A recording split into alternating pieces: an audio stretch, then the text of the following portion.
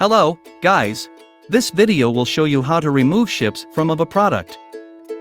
First, you need to go to your store to remove the ships from option of a product.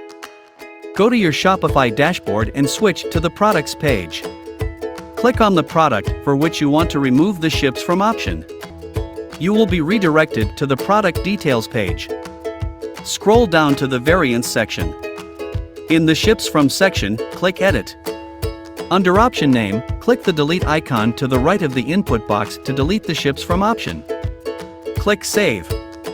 In the pop-up, click save product. Once you have removed the ships from option, don't forget to remap your product. Go to your DSers dashboard and access the My Products page. Hover on the product card of the product that you need to remap and click the mapping button. Click select options and choose ships from.